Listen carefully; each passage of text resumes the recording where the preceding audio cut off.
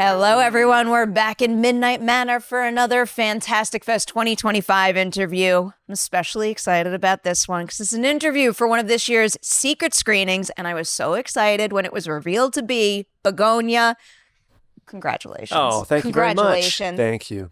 I can talk about this movie all day long. We're going to save a little bit at the end of the interview to talk spoilers, so we'll keep the beginning spoiler-free for everybody, but I am so eager to dig into some of the details.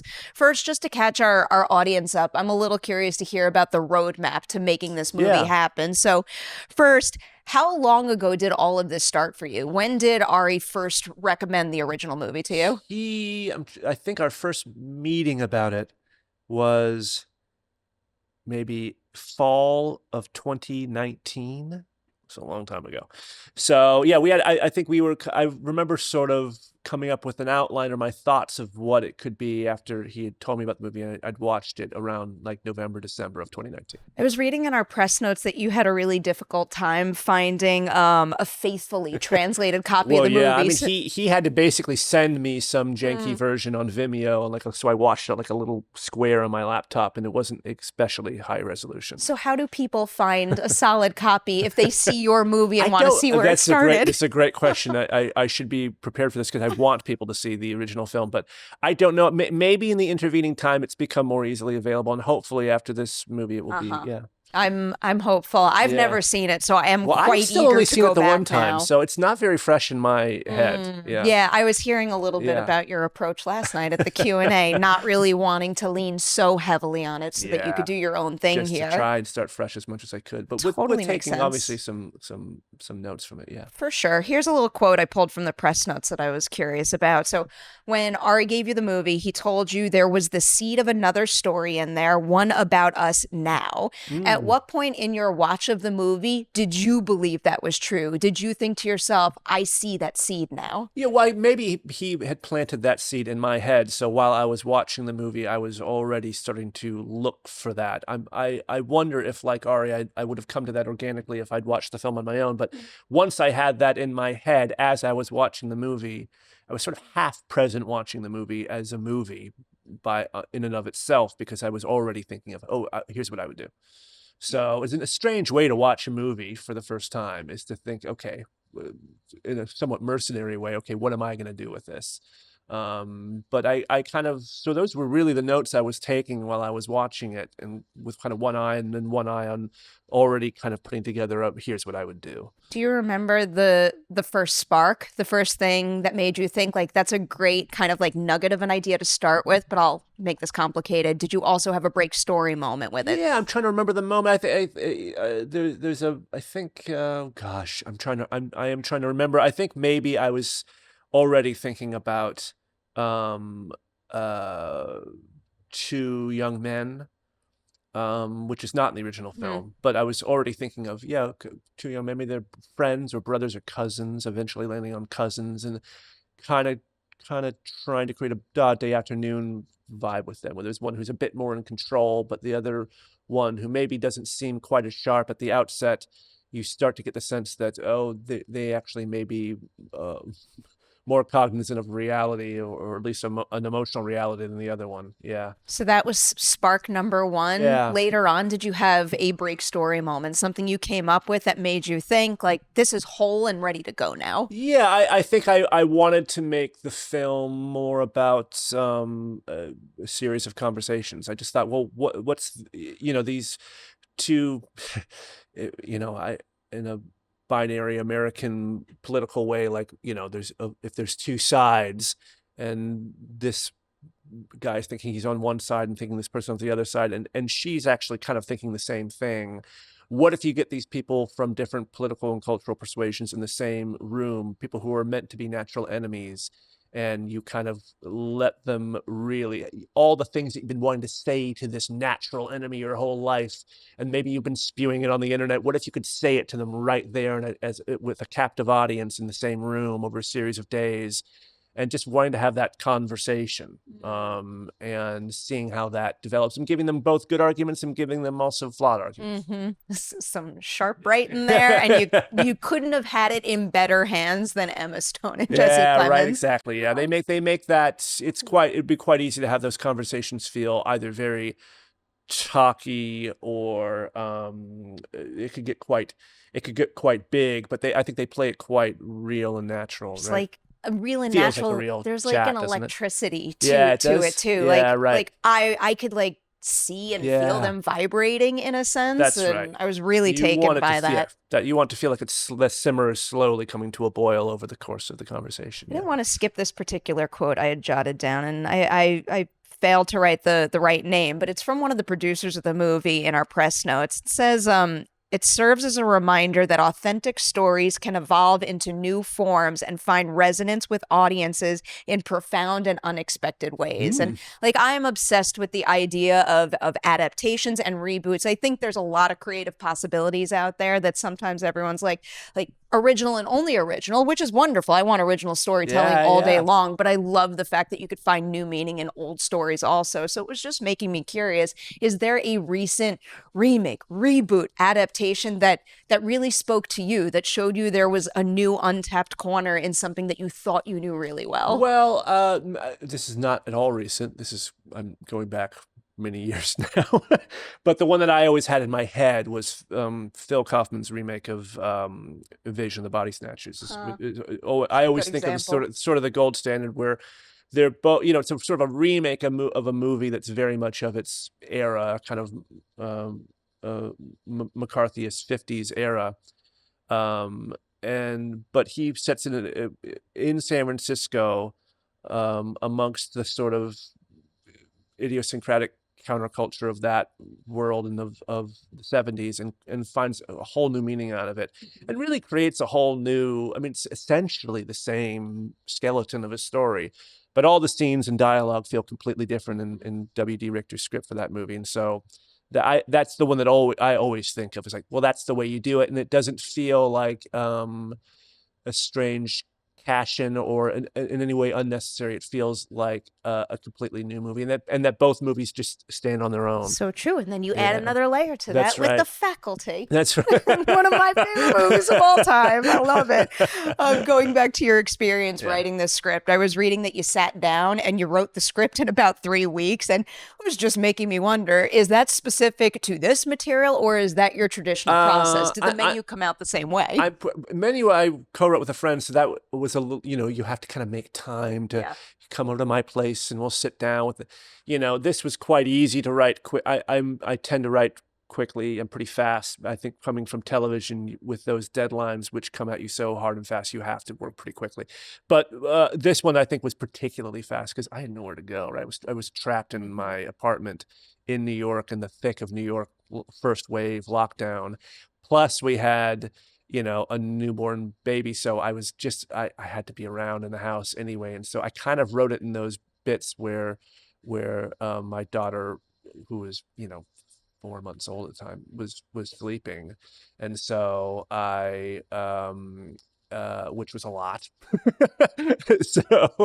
And I, again, had nowhere else to be, and was quite, I think in some way that I wasn't aware of at the time. I think there's something atmospherically about that moment was probably fueling me a bit. Ooh, I have a follow-up question to that. I'm going to save for when we talk a little bit about spoilers, but also bringing up your other scripts is making me think of this question. Is there any, whether it's a film script or a TV script, is there any particular one that you had to write and you're like, my God, I don't know how I'm going to crack this, but you did it. And now you could always look back on that script and think to yourself, like, if I made that work, I can make anything work. Well, gosh, I don't have a long enough CV yet to have got a mighty impressive resume there. Well, that's very kind of you, but I haven't.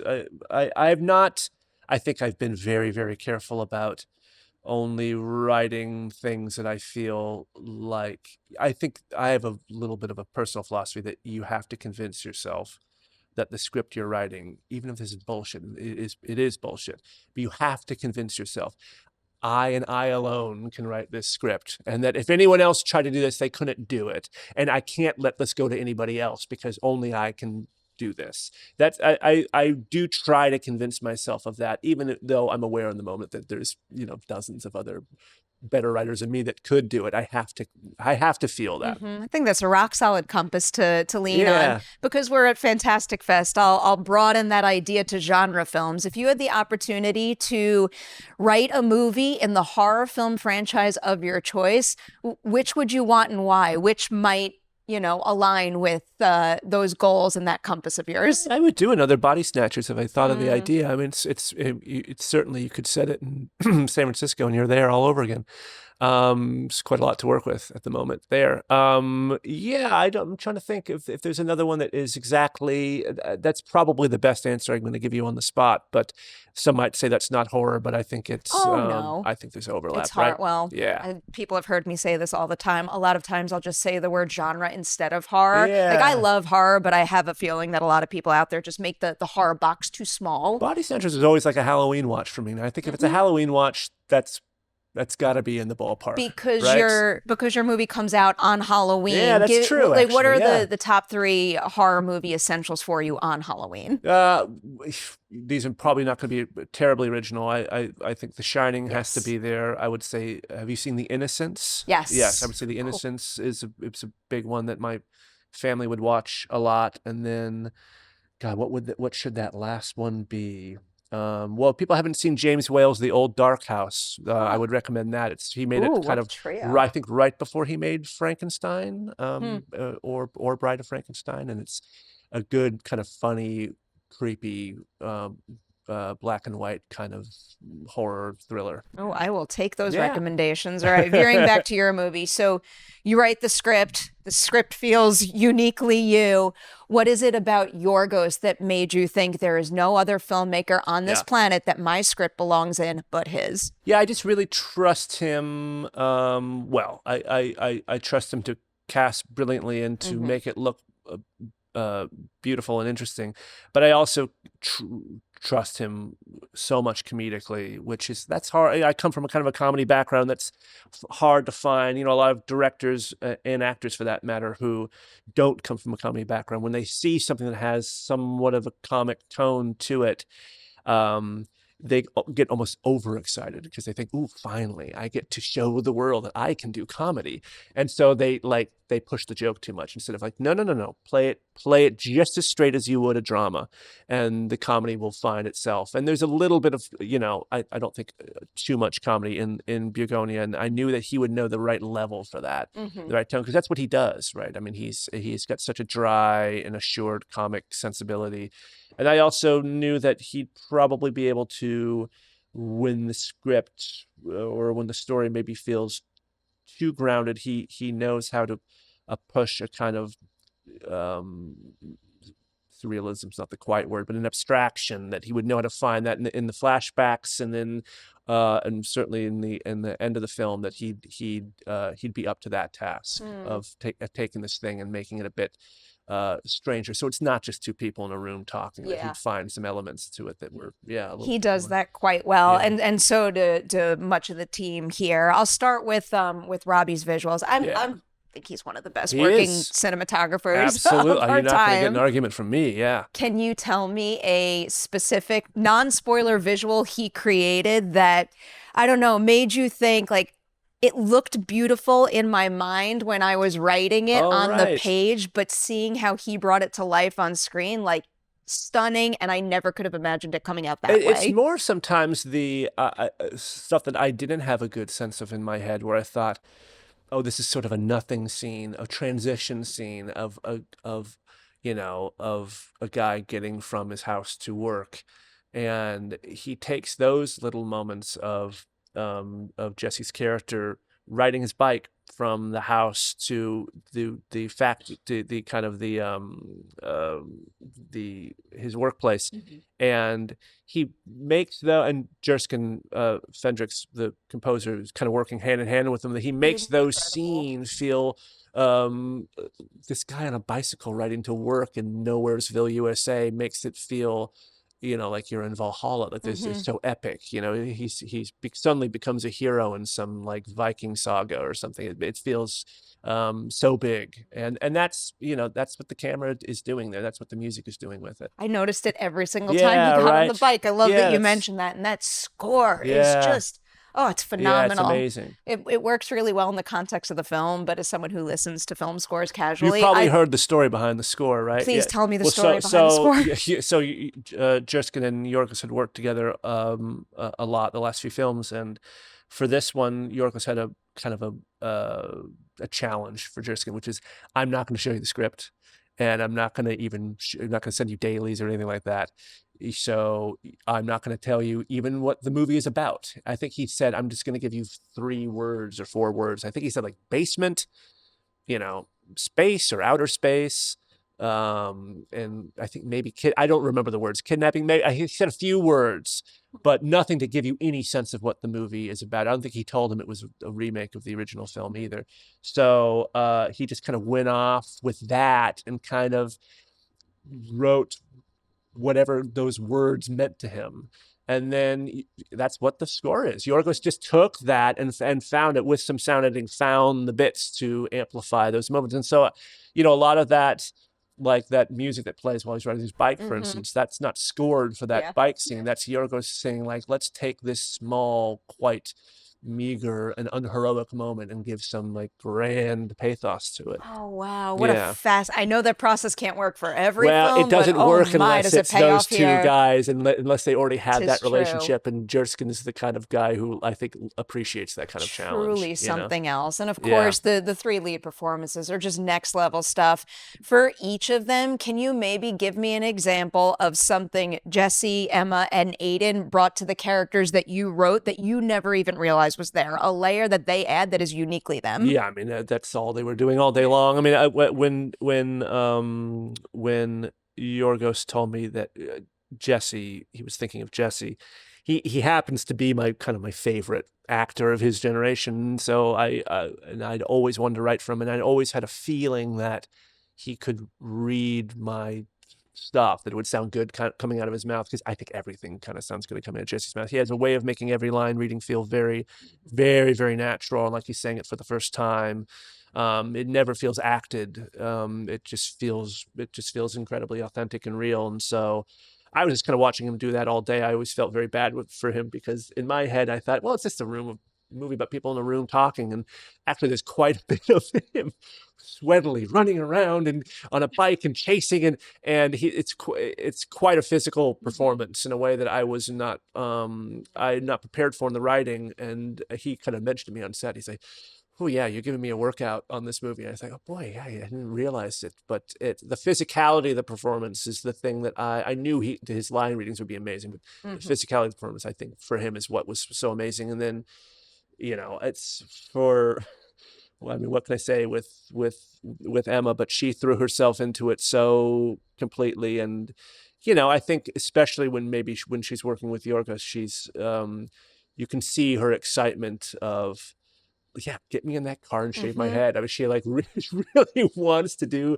that stuff that I think other actors would be. There would be quite a lot of, even if they end up doing it, there'd be quite a lot of negotiation and back and forth on like, and cajoling. And I think for her, she just wants to completely dive down the rabbit hole head first. So she, and then Aidan, is sort of, as on set, I think was sort of the heart and soul of the movie. And then I think on screen ends up being the heart and soul of the movie, and sort of the emotional intelligence in the movie and the conscience of the film. And it's exactly how he felt on set. Like every day that he was there, it felt like I just felt more at ease and always just really happy to be around him. And and he was so happy making the film too. His screen presence is something else. It's not easy to have that opposite two like super experienced powerhouses. First time actor, and he completely commands those scenes, and you're just with him all the way. Oh, without a doubt. I was so impressed by him. All right, at this point, I'm going to put up the spoiler warning briefly to ask a couple of questions.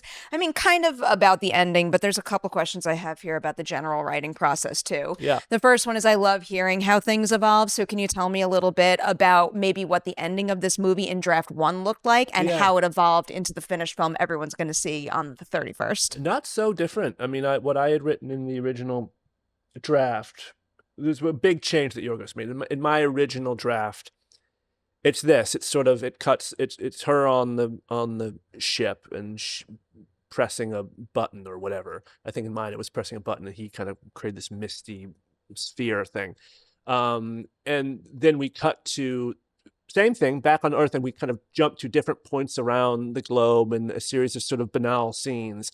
In my original script, you see the moment of someone walking, and then something snaps, and in a completely numb way, they just drop. And they'll be in a school classroom, at a museum, and then even more banal scenes at home or in bed.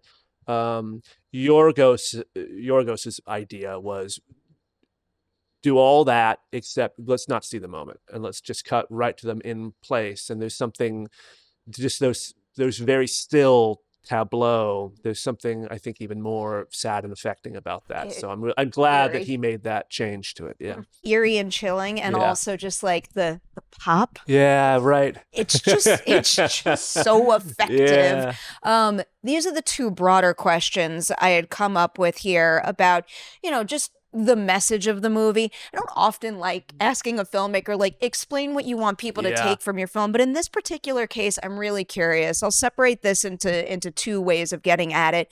First, with the specific points that you wanted to make with this film, the certain themes and ideas that you wanted to give to your viewers. What would you say is the biggest difference between maybe what your highest priority was in that respect back in 2020 and then what it became when it was time to shoot the film? Because the world and how people take in movies has changed drastically. Yeah, right. I think probably what changed, and maybe the way I think about the movie a bit more now is, I think I was writing that during a moment, that first wave of lockdown, when it seemed as though, even with all the mistakes that were made, that there was still some capacity of the state to intervene in a crisis and provide for the material needs of people in that moment. As soon as that crisis passed and the debate started over, whether there was overreach in the state's efforts to intervene and provide material assistance or to avoid an even greater loss of life, as that those debates started. And then of course the next sort of 4 years of the quite emaciated Biden administration continued, and then the new administration, which was really the old administration, came back in, and now I think what we're seeing is kind of a completely hollowed out state, where there's almost no, even if there was before, now there's even less ability of any sort of civic institutions to provide for the needs of people who are really struggling and without any sense of community and feeling kind of broken apart and atomized. And basically everything that Teddy and Don's characters are, that world that they're living in the film, feels even closer to the world that we're living in now. Mm-hmm. I guess is the way I'm thinking about the movie now. Most certainly see that. And now just turning that towards, I guess, packaging these themes and ideas in a way that makes audiences receive them. Because like I said before,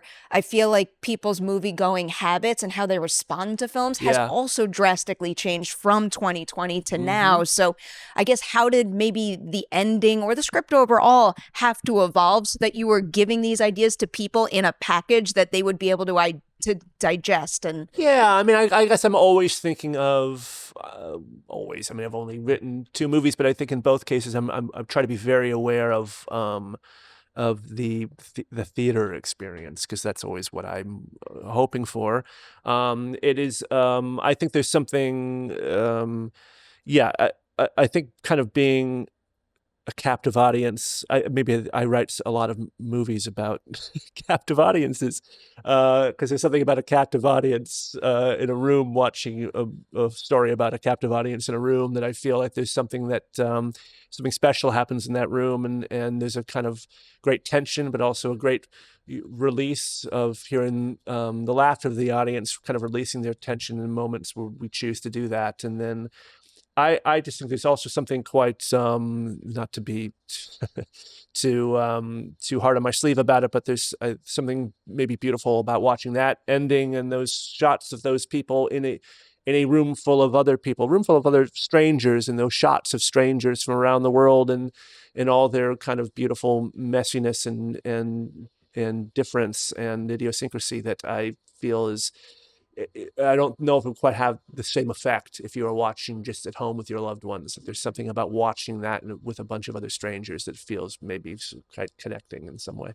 My reaction last night, I emphasized that I'm very glad that I saw the film on the big screen in a packed theater, and also in particular at Fantastic Fest, where you got a very, very vocal response. Yeah, oh, great. I enjoyed that quite a bit. I'm going to say huge congratulations on thank Bugonia, you. sending all good vibes your way. Thank you, and thank you for these great questions. Of course. I appreciate it.